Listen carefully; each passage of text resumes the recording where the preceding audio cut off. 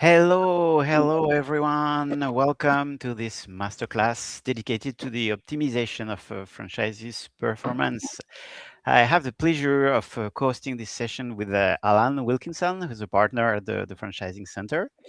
Alan, our guest speakers, and I are really happy to share this time with you today. So we're currently in I think, a challenging period for franchising with variations depending on the sector, but generally speaking, after years of growth for many networks, feels like we're entering a consolidation phase. So the main challenge, while still aiming at growth, is to sustain existing operations by optimizing performance and profitability. So this means that operational excellence has become an imperative. It's truly a major priority right now.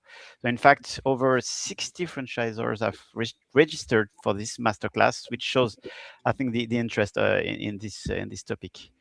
So to discuss this, we're lucky to have fantastic speakers with us today. We have what's interesting also, we have both UK and US franchisors with us who will share their experiences on the topic. So our goal today is to provide a session where franchisors will share their first-hand knowledge and real-world feedback on supporting franchises, and also benefit from Alan's expertise, as he has a great experience with many franchise networks. I don't know how many, maybe you'll tell us. Yeah, quite a few, Laurent. I'll come to that. And my hope is that you leave today having learned something new with fresh perspective for your own network and concrete actions to optimize your operations. So the agenda today will just take a few minutes for the speakers to introduce themselves. Then we'll go into the core discussions, exchanges with our guest speakers, and we'll keep a few minutes in the end for questions and answers. There's a chat box on the right. Feel free to say hello. I see already some people send some messages. Hello, everyone. Feel free to say hello and send your questions as we go. We'll try to answer as many as possible at the end of the session.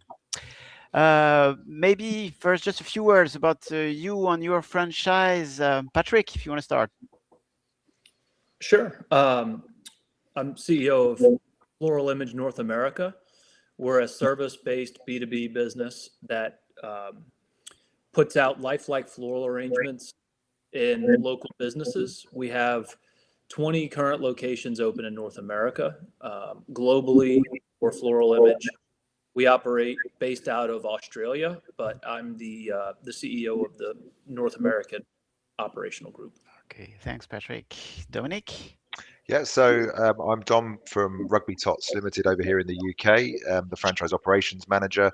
My background was as a franchisee for Rugby Tots for about 8 years, and over the last 18 to 20 months or so, have been the franchise ops manager, working with the 90 plus franchisees we've got in the UK, as well as the global franchise network that we have, and also sort of onboarding and training all the new franchisees that come through as and when their territories get sold. Thank you, Dom. Phil? Hi, everyone. Phil Wells. I'm the director of SGR LLC and SGR UK. So I wear two hats, one as a master franchisee and one as a franchisor. So we've been franchising for about 8 years now, total. 40 franchises split across the UK and the States. Most of our franchisees are people that are changing from career base, from employed to their first business. We kind of specialize in that area, helping people get established as a business for the first time. But we've got people who've been in business a long time and very successful. So we've got a good mix. Thanks, Phil. Alan? Yeah, thanks, Laurent. So I'm Alan Wilkinson. I'm the senior partner here at the Franchising Center.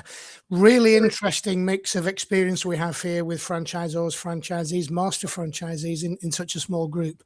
My background, I've been a franchisee for 2 brands. I've been a franchisor for 2 brands. I've actually been in franchising. It'll be 30 years this year, so I now have to say 3 decades. Makes me feel old. I've been consulting this is my 20th year with the Franchising Centre. And to answer your earlier question, Laurent, I've worked with 176 brands. Wow. In some way, shape, or form. Mainly UK. I'm UK based. Mainly in the UK. I do work with some international expansion with our other consultants, but my expertise is mainly UK domestic franchising. Okay, thank you. And I'm Laurent. I'm the co-founder of Smappen. It's a franchise territory mapping software currently used by over 500 franchise brands, mainly in Europe and North America. And Alan, I'll hand it over to you to introduce the topic and lead the discussion now. Perfect, thank you. So today's topic, optimizing franchisee performance.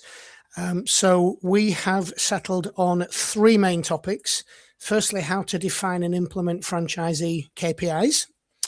Secondly, franchisee training and coaching. And finally, tools and tech that can help. So we'll try and spend sort of 10 or 15 minutes on each topic, leaving some time for questions at the end. So let me kick this off. So I mean, guys, open to anybody. The first question, just chip in as you feel. We'll probably take input from all 3 speakers. So, do you have standard KPIs for all franchisees, or do they vary by franchise? I think I'm sort of happy to jump in there. I think from our perspective, it definitely varies based on the franchise, and we're very sort of quick in the early stages of onboarding franchisees to find out what it is that they want to get out of the business before we sort of establish some targets and KPIs that are just totally unachievable for them. We want to work quite closely with them, I think, to make sure that whatever it is we're setting, what the targets are, what the KPIs are, that's achievable, that they can get there, that we can help support them in that journey as well. I think rather than just setting some astronomical target that's totally unachievable, I think that's going to just demotivate them. So I think it's really important to work with them. But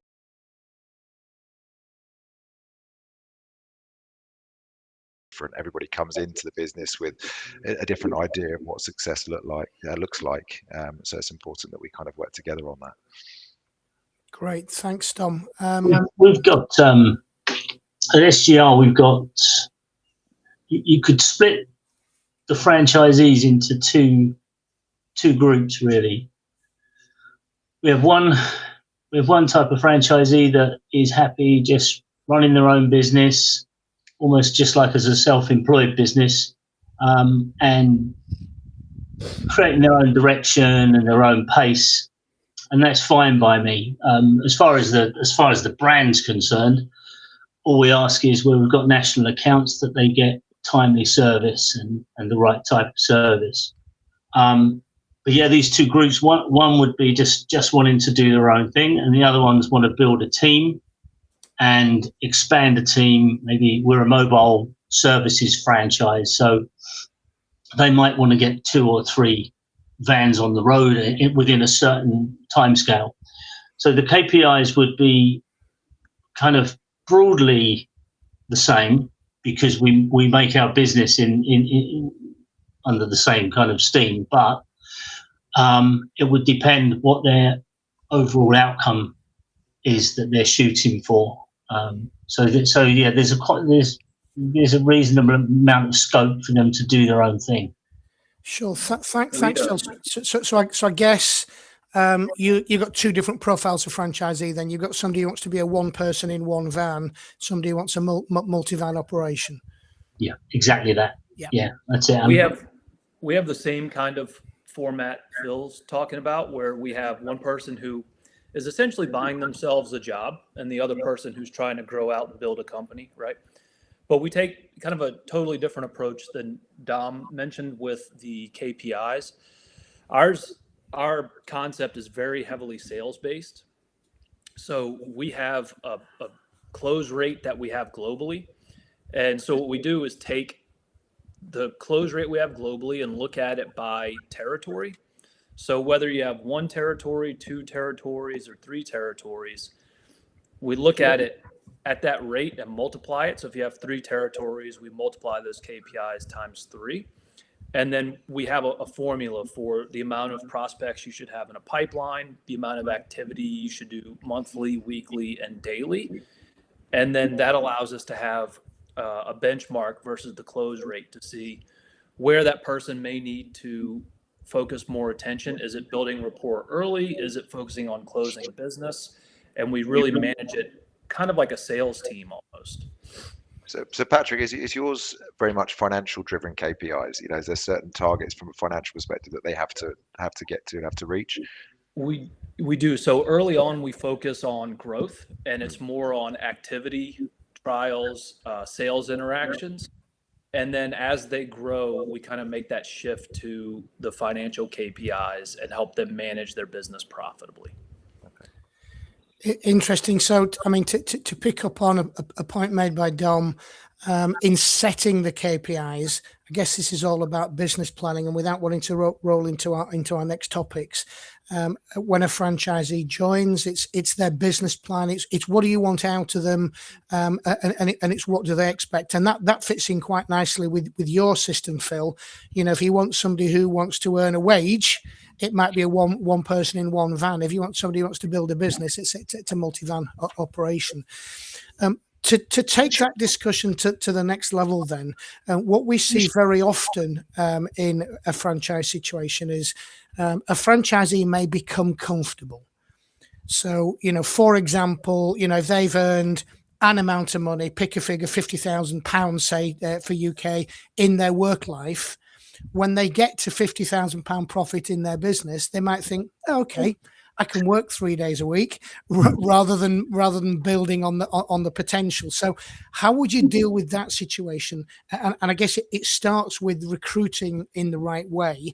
But if you've got somebody on board and they've become comfortable and you know there's an awful lot more opportunity in that territory, you know, how do you deal with that? I don't know who wants to kick that one off. Yeah, I mean, I don't mind sort of kicking that up. It's a good question. I think we would have those franchisees that, like you say, will hit their ceiling and hit that limit of that's all I really want to achieve out of the business. But I think having worked with us in the first instance to understand what that ceiling is, and having regular check-ins with them to make sure that we understand that they're going to get there. And if they do get there, well, what's next? Are you going to expand into other areas within your territory? If not, then perhaps it's a conversation where we take some of the territory back. So, but I think it's working with them quite closely to understand what that ceiling is for them, and if they get there, how can we sort of incentivize them? Perhaps is there a form of incentivization programs that we can put them on to compare with other franchisees of similar sizes, you know, kind of league tables of how many children they might be coaching a week, or how many venues they might have, or how many schools or nurseries they might sort of operate in. So it's kind of that incentivizing them, and, you know, and using the KPIs to be able to do that. I can answer and tack on with what Dom said and answer Dave's question as well.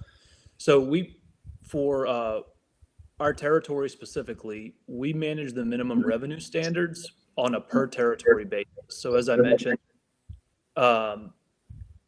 whatever size your total business is, if it's 3 territories, we multiply that minimum times 3. So we look at it on a per territory basis, which helps us manage those 2 types of franchisees. And then in terms of growing and getting comfortable, right, the goal is to, you know, as a business owner, to get comfortable and then do what you want every day. But as a franchisor, it's trying to break down those barriers and try to make growth as easy and seamless as possible.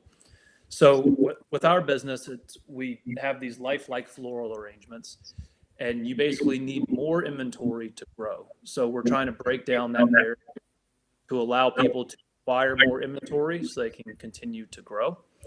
So we've put in a sliding scale in terms of the cost to lease that revenue from us. So the more you have in your inventory, the less each unit costs. So we're incentivizing people to continue to grow at scale and making them hopefully more profitable in the long term as well. Really interesting way of thinking about it, Phil. What I've seen in the UK is if you get and every franchise is different, but you get a level, say it's $500,000 turnover, and that seems to be the glass ceiling for a number of well-performing franchisees. Then what we've also seen is a sliding scale of management services fees. So, if you charge X for up to 500,000, maybe you say turnover between 500 and 750 is that figure minus 1% or minus 2%. Because it pushes them through that glass ceiling. They make more profit on that higher level of turnover. Therefore, you're making more revenue out of that territory. And of course, that would then reset every calendar year. You don't leave it up there. When you get to 1st of Jan or 1st of April, or whenever your year end is, you would reset that. But it is a way of pushing people through and out of their comfort zones. Phil, anything to add to that? It's an interesting one, isn't it? Because I guess, like most franchisors, you're selling them a territory on an exclusive basis. We do have a bit of wiggle room, I guess. If someone doesn't want to deliver a certain service, then we do have the right to come in and service that with alternative methods. But you want to kind of build the relationship going forward. But because it's a service franchise, there is a ceiling to what you can physically do if you're going to be just the man in the van or a woman in the van. But there's not a great deal we can do about that without taking some undue risks, I guess. But we haven't come across that issue yet, and we've got some people. It's different. So when I look at the model in the UK, we have to offer almost every service that we have going if you want to maximize returns. The franchisees do. Whereas in the States, the opportunities are so vastly different. Take a dealership. We do glass and acrylic repairs. So lots and lots of windshield, windscreen repairs. So you get a dealership out there that carries 2,000 vehicles versus probably the biggest one over here might only have 100, 120. It's chalk and cheese. So you could actually make a very high income on just a few dealerships or just a few transport companies because of the size of the fleets. And it's I find it not challenging, but it's very different in different markets. So those guys might never service an individual customer. They may only do rental companies. They may only do airports. It's interesting, but over here it's much more sort of an eclectic mix of services and trying to push everything: architectural glass, vehicular glass. Yeah, it's very different markets. Sure. Okay, we've been talking about how you push a franchisee through the glass ceiling and get your good performers doing better. Last question on this topic, which morphs quite nicely into the next topic of franchisee coaching and training. So when KPIs aren't being met, outside of what you may have in your franchise agreement. Now, I can't talk for the States, but typically in the UK, we would have a franchise agreement that says a franchisee has to do, for example, 70% of the average of the network. There will be other performance criteria in some franchise agreements, and it might be different across the pond. But when franchisees' KPIs aren't being met, how do you deal with that? And that sort of, feel free to go in and talk about coaching and training, because that's next topic, and it's a quite nice segue. Anybody want to kick that one off? With us only having broad KPIs, and when you get into the business plan, there might be specific KPIs for a certain franchisee. It's very difficult to manage everyone in that way that you're suggesting. It's much more tailored to the individual franchisee. All of our franchisees are constructed as companies, but still, at the end of the day, if it's an individual running his or her own business, then it's a difficult one to manage. Yeah, I think it's quite an kind interesting concept about the measuring people against the average. Yeah, just not something I've come across before, Alan. Yeah, no, I've seen it in a number of franchise agreements. So sometimes, as a minimum performance standard, you will have an annual review, an annual business plan, and you'll set a target, and that's their target. And the franchise agreement links to as per your annual business plan. But often I've seen in a particular franchise where each territory has a similar type of potential, the similar number of potential customers, we quite often see that a franchisee should do the equivalent of the average of other franchisees in the network. So, if the average is 100 grand and somebody's doing less than 70 grand, then theoretically they are in breach of their franchise agreement, and you would have a set of remedies. You either, as I think it was Dom said, either take some territory away or do some additional training or put your people in there at their cost to do additional sales or whatever it may be. So if that's, we see it in a franchise agreement quite often. If you haven't got it, Phil, then you can't go down that road. But it is, Patrick, what's the situation in the States on that? Yeah, so Jay made a really good point. In the U.S., we focus on overall territories and the population density, so not giving away too big of a territory. So typically what we do is we'll have the KPIs and then we'll work with the franchisees, and it's difficult because it's all in how you message it, right? They're not your employee. You kind of have to act as a business coach. So we try to take a coaching perspective with them and try to walk them through, like, hey, here's where you're living today, and here's what your overall business looks like. If you were to make these changes, or where we see that you're falling short in your sales or in your service, if you can make these adjustments or make this type of investment, it will result in this type of impact in the business overall. So almost acting like sitting in the franchisor seat, almost acting as though we're a consultant for them and trying to help them along.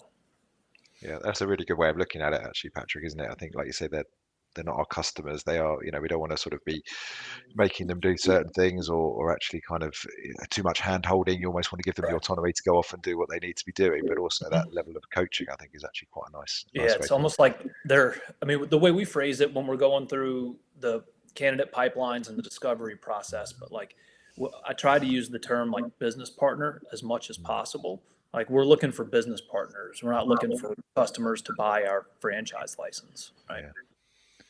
Yeah. And I think, on the point of sort of, the KPIs and not hitting the KPIs, and how do we sort of review that? I think it's the regular catch-ups, the quarterly reviews, the monthly check-ins, whatever it is, that however different organizations work. But I think trying to get to the root cause of why they're not hitting their KPIs is really important. I think, if we can figure out what the root cause is and work together on trying to kind of put a plan in place to overcome that, then I think that is definitely the most beneficial way for everybody, I think. Yeah, thanks, Tom. Sorry, go on, Phil. I was just going to say, quite often it comes down to activity or skills. Are they doing enough? Are they approaching enough new customers? And if they are, do they have the skills to convert that? And very much like Patrick was saying, we kind of coach from a distance to try and help them with that. One of our kind of setups is when we open a new franchise. Yes, there's technical training and there's pre-training, which is modular and online these days, which is cool.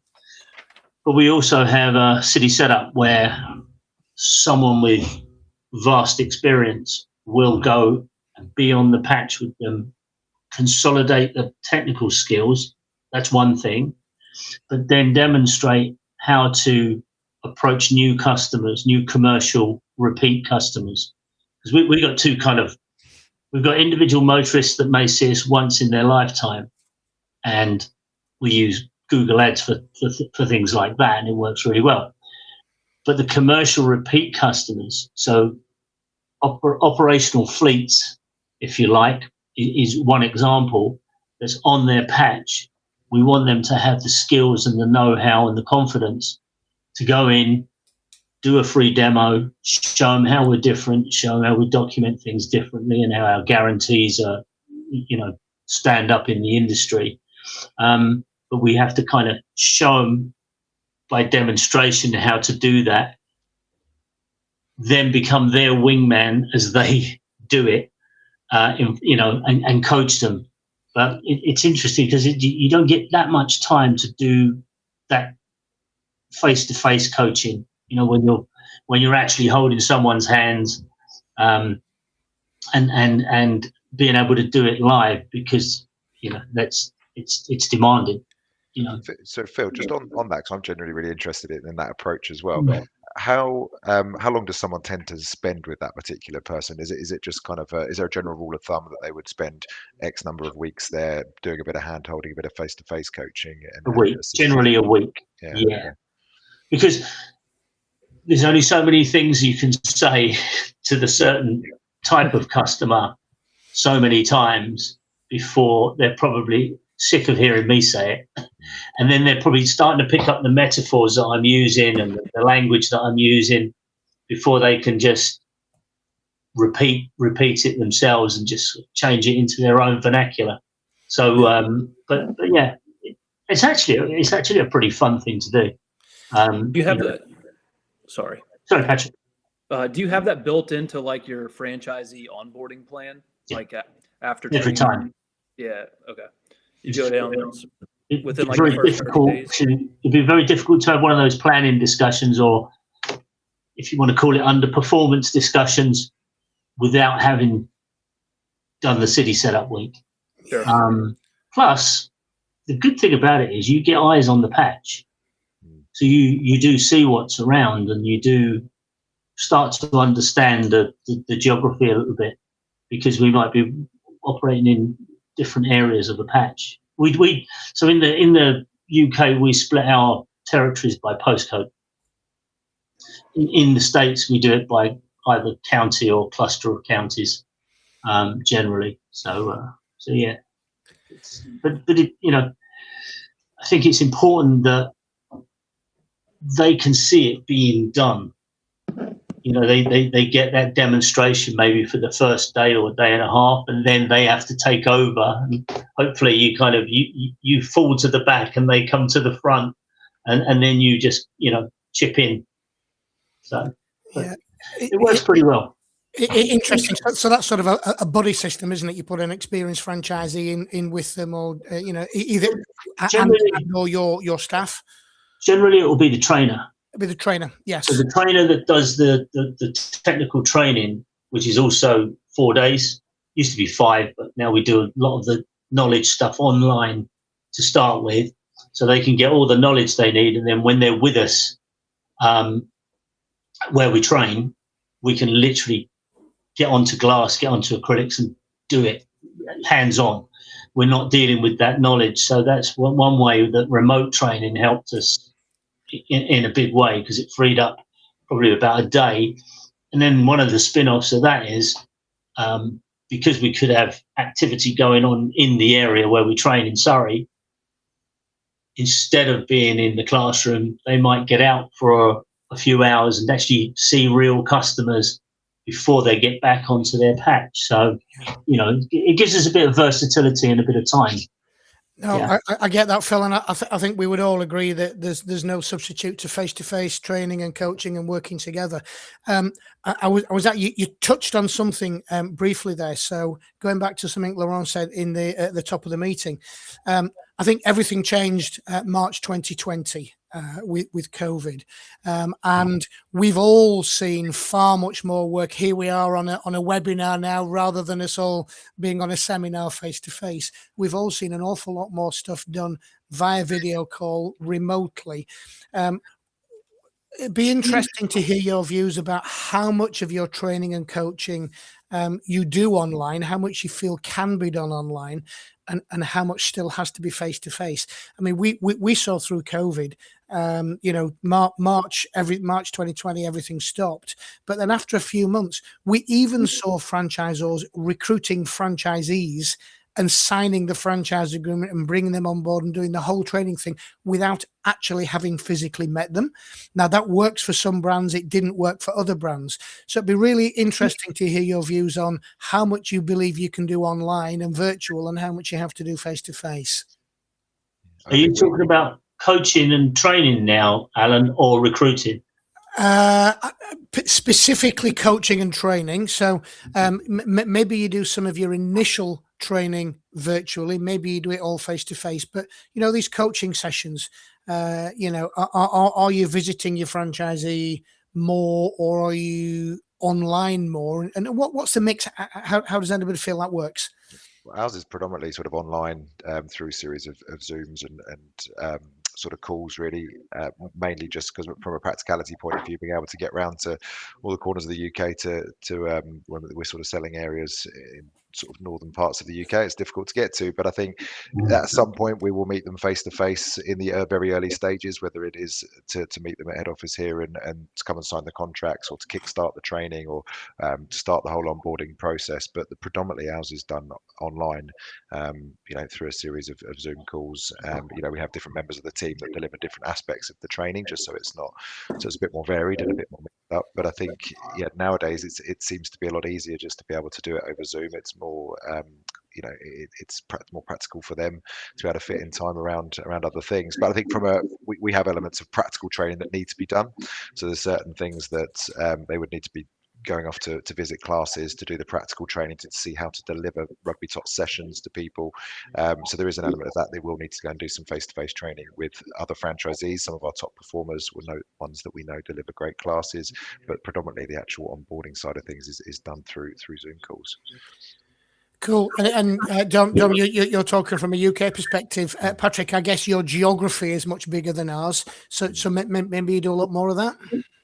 We do in our 30, 60, 90-day onboarding plan, we have a lot of upfront e-learning type, where we set up a lot of the things they can do from our systems and computer.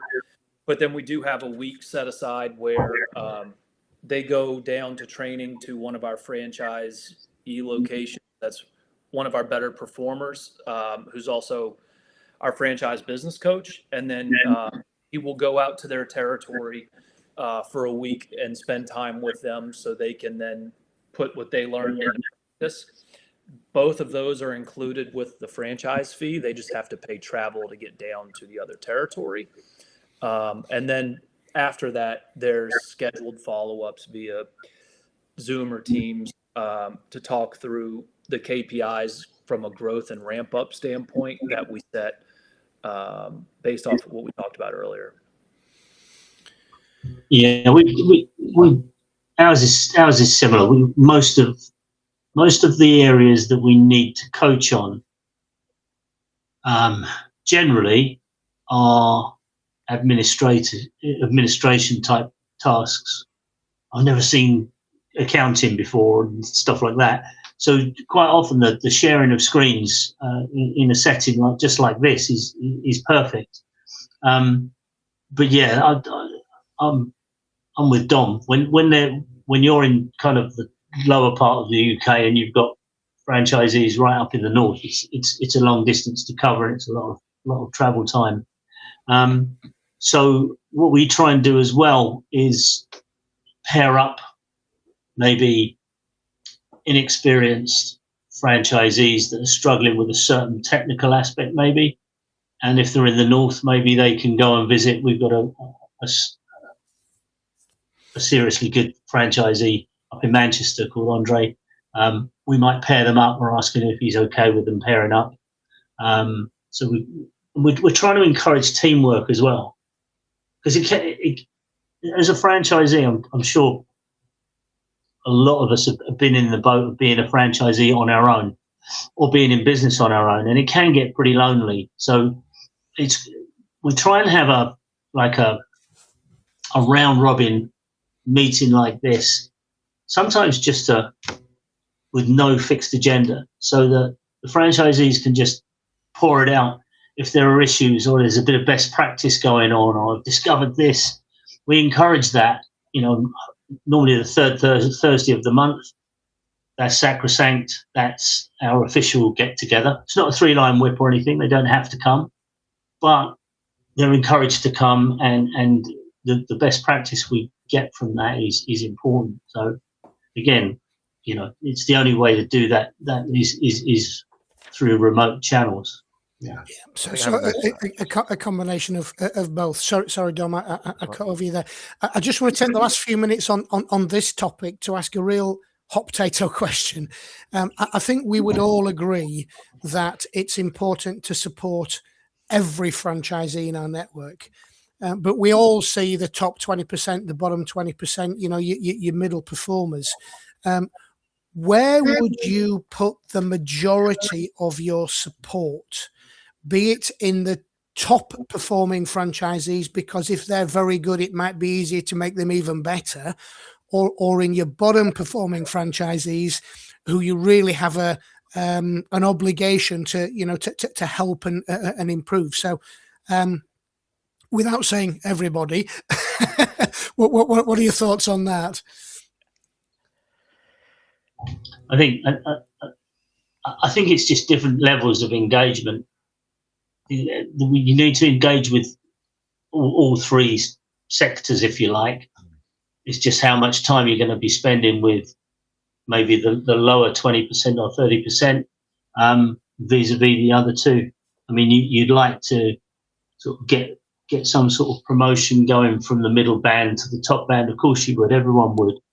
And there's always turnover. There's new people coming in all the time, and they need, typically they need the most support out of everyone. So I guess you could split the lowest performance in to, well, some of those are newcomers, so they're going to need some hand holding, remotely. Others have been around a while and maybe they plateaued or stagnated somewhat, and that's a different set of skills to move that one forward, I think. Yeah, I fully agree with Phil on that one. I think it's, we've got a sort of the top 20% of franchisees that are, doing phenomenally well, but have been around quite a while now. They're very well established. They're maximizing their areas, but actually they don't necessarily need any of our help. They know where we are, that, we reach out to them as and when, but they're quite happy just to be left to their own devices. But, it's that middle row that, like Phil said, we want to try and get up to that top level, really, and they need that level of support and that a bit more hand holding to hopefully try and achieve what that top 20% are doing. Yeah, Patrick. Yeah, we've seen it both ways. So my wife and I own separate franchises, and they do it by revenue band. So depending on where your revenue sits, that's how they group everyone. And I'm not necessarily the biggest fan of it because not everyone's challenges are the same. So what I like to think of it in like terms of a sport, right? You're always going to have people who are the top performers, but they can't really explain why they're good at it. They are, right? And it's tough to coach and manage and replicate. So try to look at it by like effort and want. And when you're coaching franchisees, you can tell who wants to get better and who's more accepting to the coaching. And I think the effort's better spent there because you're going to get more return out of your time spent with them than the franchisee who, it's worth trying to dig in, find out their frustrations or find out where they may need help. But at the end of the day, if they don't want to be coached and they don't want the help, they're not going to be receptive to it. Yeah, sure. And I think it's always worth bearing in mind that your top performers, spend some time with them because you may learn. Even that they'll be running your system, but they might have found just little nuance that works better.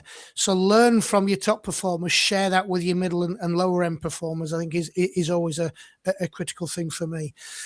One of the things that we're trying to kind of move forward is to have a franchise advisory committee of just a few people, and we've got someone who's great at that. One of my franchisees is great at doing that, and he's an alternative source for someone to ask for help. That's maybe people feel that they can't ask for help, they can't ask for development. That might be a risk for them.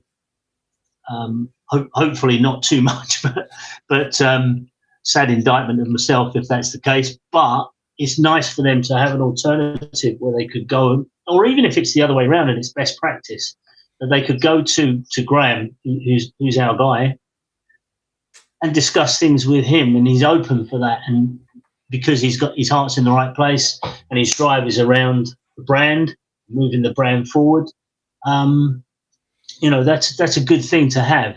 Yeah.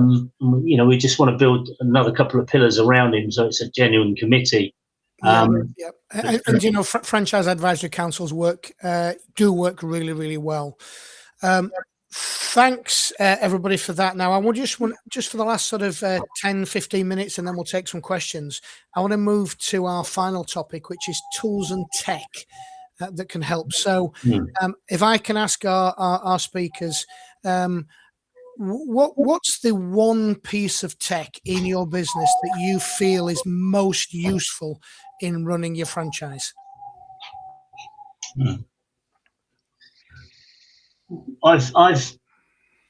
What I've found in the last kind of 3, 4, 5 months, I've got heavily into AI, and specifically to produce tools to replace things like clunky spreadsheets, and our business planning kind of setup was kind of Excel sheet based, if you like. It was pretty archaic. But now what you can produce with AI tools is incredible. So now our business plan it's dynamic. You can coach over it. So when we agree what the KPIs are and what the strategic objectives are, and we can plot where they are last year and where they want to be at the end of next year, you can produce a pretty good toolkit out of with no coding experience at all. I'm sure most of you know this, and perhaps you're into it already, but with mine, I've got a coaching belt in there as well. So if someone is literally putting their business plan together on the rails that we've set within the tool, we can ask questions of each other, and we can have a conversation backwards and forwards without a full review. And I think that's a really neat piece to the tool. Yeah, there is no doubt AI is here to stay. In fact, you've stolen my thunder, Phil. That was going to be the next question. Patrick, Dom, your number one tech. Well, I Sure. think that's sorry, go on, Patrick. You go. Yeah, no problem. So we use Salesforce as our CRM, but what we found was that our reps and our franchisees were spending an hour to 2 at the end of the day inputting notes, and it just became a time suck and took away from them actually selling. So we partnered with a company called LeadBeam. They're based out of New York, and they built us this basically an input tool that puts a lead into Salesforce by either taking a picture of a business card, the rep talking into their app as an interface, and we've taken the next step with them to incorporate routing and everything within LeadBeam as an ecosystem. So we're helping the reps not only input their data and their notes from sales interactions faster, but now helping them route along their route and see what opportunities are available through Google business listings that they didn't think possible. So we're focusing on route density, and then also focusing on speed of getting those notes in so they can spend more time in front of the customer than they traditionally have. Interesting, Patrick. I'm gonna come back to that, and I'm going to combine something that Phil said there with that. But I just want to pull Dom in on the discussion on your sort of favorite tech, if you like. Yeah, I mean, I think it's from our point of view as the franchisor. I think we probably haven't got one sort of format of tech that we probably use more than others. I think from a franchisee perspective, they are often finding new tech sometimes perhaps before we are. I think they've got multiple stakeholders, they've got end customers, they've got to communicate with us here at head office, they've got coaches and staff members that they have to communicate with, so they're using everything from WhatsApp, Zen's app as a new app for communicating with them, the email systems, Teams, Zoom, everything really. I think from a franchisor or an onboarding perspective, going down the route of an LMS, a learning management software system, would be great. I think to be able to synchronize that onboarding process and make it a bit more streamlined is certainly something that we're looking to do more of. And also, like Phil, the use of AI. I think from a franchisee, being able to use AI to search for documents, search for answers, it suddenly becomes a lot more of a simplified process, and that we necessarily don't have to be involved in every step of the way. If they can use AI to look through all the various documents and safeguarding policies and sort of contracts and everything that we've got, then that saves us being involved in that as well. So multiple different tech uses, really, to be honest with you, not one size fits all. No, that LMS situation, I was paying a lot of money for an LMS because I thought that was what we needed to have, and it was, because we do all that pre-learning, pre-course learning, and it saved a hell of a lot of time. I then realised I was able to build my own with better certificates and more bespoke, and it was just another one of those tools that's come out of talking to the AI platform that I've chosen, and it's terrific. Do you know, it's interesting that all three of you have highlighted AI there. I was going to go on to a whole topic on it, but just picking up on something that, in fact, all three of you have said. Patrick, so I said I'd come back to your point. So you've got your salespeople who are making the sales calls, but very often the great salesperson isn't great at updating the CRM, updating Salesforce, and what have you. Likewise with the training, the learning systems, and what have you. What I firmly believe is that 2026 will be the year of AI, the year where people stop thinking about using it, or stop just using it as a search engine, but it really becomes part of the business. And I'm seeing a lot now of movement on agentic AI. So you've actually got an agent, a digital worker, coming in and doing a specific task. I've seen a scenario, Patrick, where the salesperson makes the call, records that call, forgets about it, and moves on. And you've then got an analytical digital worker that listens to that call, interprets that call, updates the CRM, puts that into the calendars, whatever it may be. Because if you've got your best salesperson, they're probably productive for 40 to 50% of their time. The rest of it, they're doing other things, they're inputting, what have you. So the agentic AI side of it is going to be huge this year. It really is. But it's really interesting that you've all identified AI. Now, just let's take 5 minutes before we get. We have 10 minutes left. Maybe you can go through the questions, or sure. We have a few questions. We may have more. Alan, what do you want to do? No, of course. Take some questions, and then if we've time after the questions, I've got another sort of subtopic.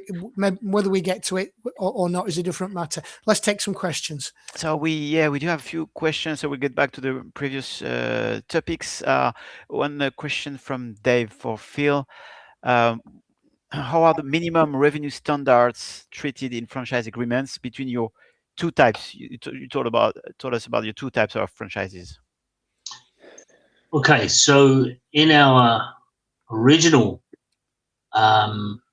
franchise agreement, we had no minimums. There were no minimums set. And that was kind of a legacy of something else I was involved in before, which I really liked, because it was coach people up, don't tell them what they need to be doing or demand what they need to be doing.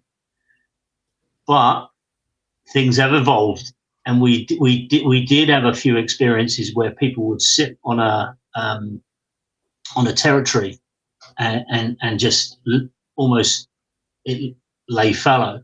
So we had to do something about it. And now what we have is like an escalating minimum, which is not too demanding, and it's definitely not what someone's going to want to earn.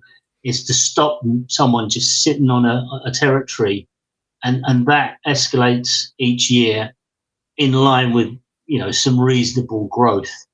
It's a good question though, and it's one that's kind of my lawyer originally said to me, "You must have this. You must have minimums in there," and I'm like, "No, it's based on this over here," and I talked her out of it, and then I kind of talked myself back into it.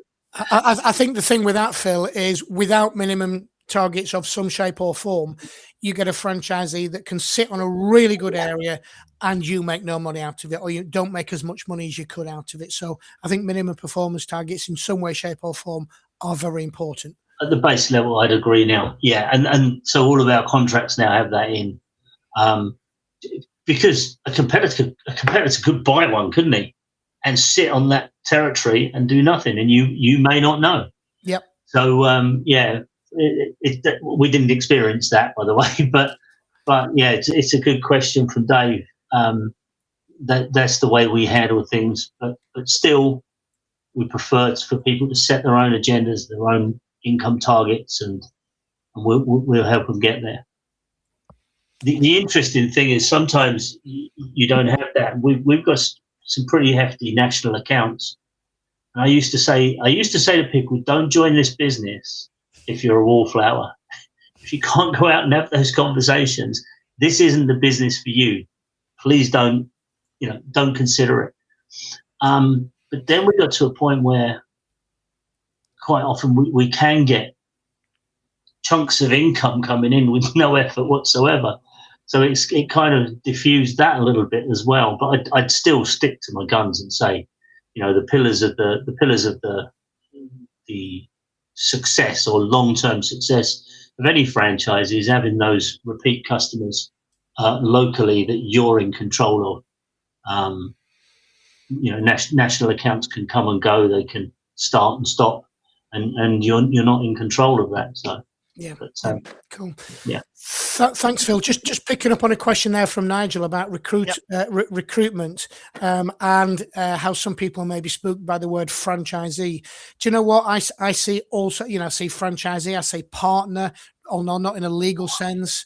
What you call your franchisee, technician, for a more technical franchise, doesn't really matter. The fact is that you're bringing in somebody who is going to run a clone of your business as their business. You're going to train them, support them. So as long as you get that message right, I'm not hung up on calling somebody a franchisee. I think it was Patrick said you call your partners? Business partners. Business partners. Yeah. Okay. Interesting. So on a few other questions. Quick one for me. Can you host a webinar to show how Smappen can take franchises data for a territory, etc.? Yes, it's in the plan. I wanted to do this in February, but I think I won't be able to make it. But in the coming month, it's something I'll definitely do. And again, a question, a specific question for you, Phil, talking about the not the best performing franchises. The one you told us about, the 1 week coaching. So what question from Barry, what happens after a week? After the city setup week, same with everyone. It's contact, it's being open. Obviously, one thing that evolved out of a questionnaire that gets sent out annually. Alan will know this from Work Buzz. So we try and get the feedback from our franchisees and try and pick, if we've got a lower score, try and pick that and understand what do we need to do to bring that particular section up, or the response on that section. And one of them a couple of years ago was we don't meet enough. So that's where we end up with this third Thursday of the month meeting. And then so I thought, we've nailed that. next year when I put the, when it goes out again, we'll have made real progress, and it actually slipped back a bit. But then Graham, the chap I told you about earlier on, he runs another session which is completely non-agenda, so it's everyone can talk, and that's where some of the high performers get to talk to the other people in the mix, and it is about best practice. So we kind of encourage that as one part of the answer to the question, but also we're open all the time. We're talking to people every single day, to existing franchisees about everything. One of the things because it is a technical repairing glass is a technical business. Quite often there's a lot of to-ing and fro-ing about, have you ever seen this happen before, and so on. So whilst you're getting that technical conversation done, you can talk about other things. So there's a sort of a free flow of information all the time. Yeah, I mean, Phil, I think that's a really good way of approaching it, with a slight caveat, and it links into Barry's next question there, or next comment, and that's, you've never charged a franchisee for extra time or extra support, and I think that's what Phil's saying, keep an open door. I would put a caveat on that, and that's, if a franchisee is asking for additional support, yes, make that available to them, but I will be looking for commitment matching. So if a franchisee says, oh, I've done no business this week, well, your KPI is to do 50 outbound calls. Have you done them? No. And you got 3 leads last week. Have you followed them up? No. There is no commitment there from that franchisee. So whilst I would want to help and support, if that franchisee says, yeah, I've not only done 50, I've done 70, and I've done all these follow-ups and it's still not working for me. Right, now we need to uncover why that is, because you're putting the effort in, but you're not getting the result. Now I'm going to spend more time with that franchisee. Whereas if I just got a franchisee who's asking but not giving, there is no commitment matching there. So I agree, but I would put that caveat in. Yeah. Yes, and also we had David who set up a weekly goal settings and review, and he suggested to share what he did. So feel free to send him a message so he can share it with you. And a related question from Candice: Do you require monthly performance review calls? How do you follow up? Well, that's interesting, because it links into the discussion we had on the CRMs, and we run out of time. It's always a great topic. This, we never have enough time when we're talking about how to optimize franchisee performance. But if you have a franchise system that your franchisee, a CRM system, be it Salesforce, be it whatever it is, that your franchisee needs to use to operate their business, then you should already know what the franchisee is doing. And you should be able to, if your systems are right, you should be able to say, okay, if I'm a franchisee, I think I'm doing really well because I'm growing at 10% a month. But then the franchisor looks at that and says, what's Alan doing? He's only growing at 10% a month. Everybody else is growing at 20% a month. So the franchising can become insular. So yes, it's important to understand that. But if you have the systems in place, and that's where the tech discussion was going to go, you should have that information at your fingertips, because a franchisee may not know they're struggling until you compare them to the whole of the rest of the network. Makes sense. Yeah. So do you have this kind of reporting already, or is it the franchisee who do the reporting? How do you? So is it tech enabled already, or? I mean, there's a myriad of systems out there. Various different CRM systems, various different logging systems. If you're a tutoring business, as an example, you might have a system where your tutors log in, your customers log in, your franchisees log in. You should be, if possible, you should be able to see your franchisee's business so that you can help remotely. And where I've had this in the past, I might spend Friday afternoon sitting at my desk looking at, a few franchisees that I think might be struggling because their KPIs are down, or because when I compare a franchisee with the 100 others in the network, I can see a dip. So whatever that system is, and anybody feel free to connect up, and I can talk about that in more detail off this call, being that we've only got 1 minute left. If you can get that system in place, whatever that system is, whatever the right system is for your business, from a tech point of view, then that's going to benefit everybody. Also, it might not be about, I know it's part of the agenda today with KPIs, but it might be that they're not struggling with a KPI at all. It might be that they're stressing about HMRC or, I've never done this before or that before. And that's where we have to be open to many discussions on different disciplines that, not necessarily specific to SGR, but more generic. Never run a business before, really don't know how to do a VAT return.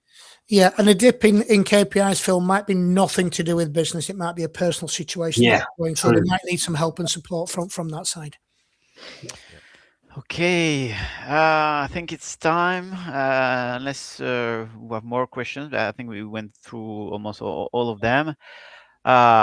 Thank you all for joining us. If you have further questions or would like to continue the conversation, feel free to contact Patrick, Dominic, Phil, Alan, or myself, maybe using LinkedIn. I think maybe the easiest.